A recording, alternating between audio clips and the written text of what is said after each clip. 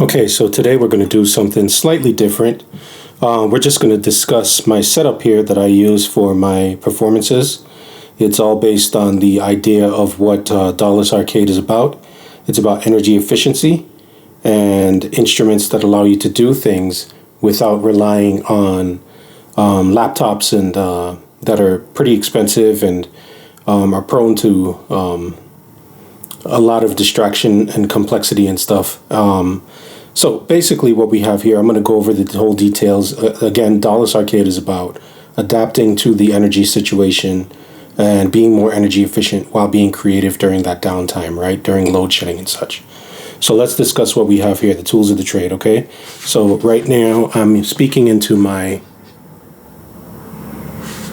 Rode NTG3. It could be any microphone actually, but that goes into my Yamaha USB interface that records everything, all the instruments, and it's sending it to my phone so that I can hear everything and monitor everything peacefully, which can be done by this. However, for my convenience of getting it into the phone, it just made more sense for me to use this. But regardless, this is what we have here. My Roland MC707.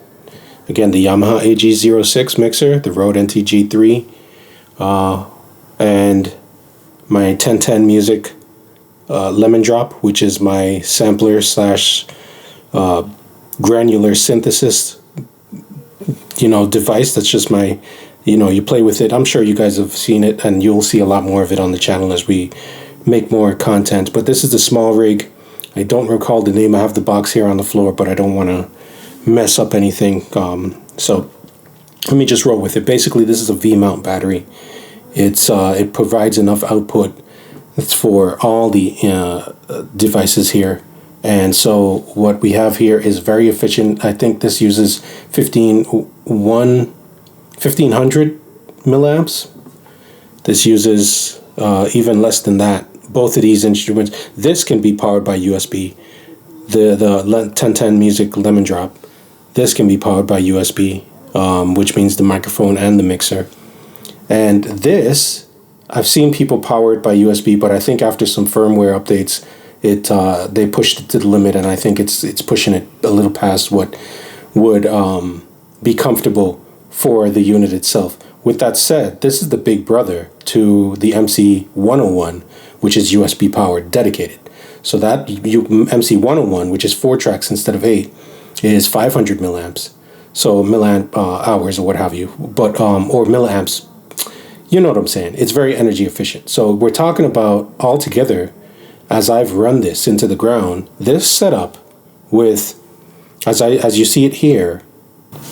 So these units come in various sizes. This is the smallest size, I believe they sell, the 50 megawatt hour V-mount battery. There's also gold mount batteries that they use in film production as well. But long story short is that the smaller the unit, the more travel friendly it is, the less harassment you'll get when you're traveling in an airplane and such.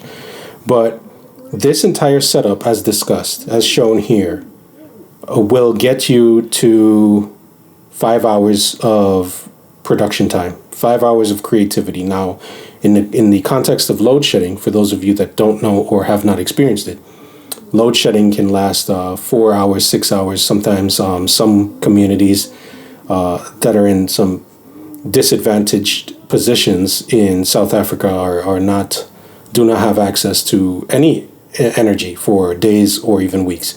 So the idea here is to show the capabilities of something like this can provide, especially the smaller units. I just prefer this big unit because it works for me, and it still is powered by this battery. It gives me 5 hours.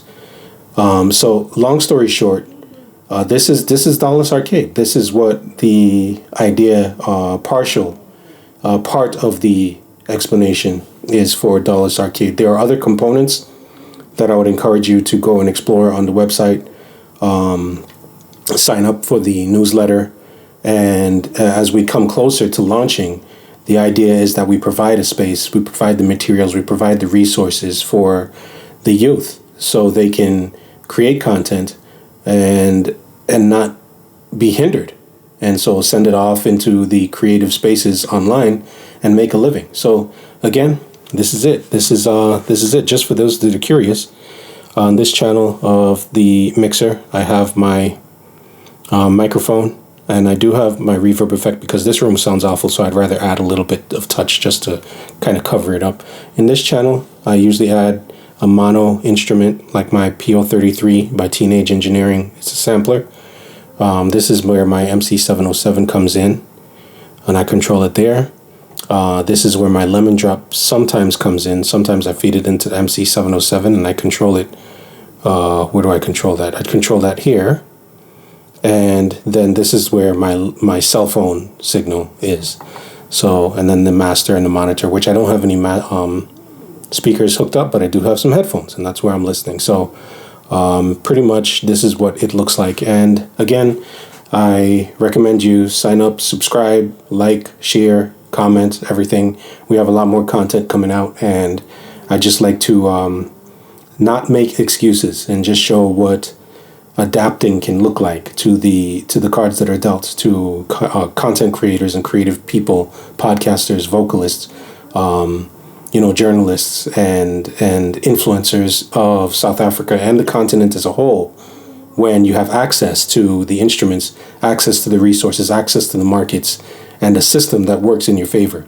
So this is it. Like and subscribe, and I look forward to making some more content. So this is just a behind the scenes. I hope you guys enjoyed it. Away.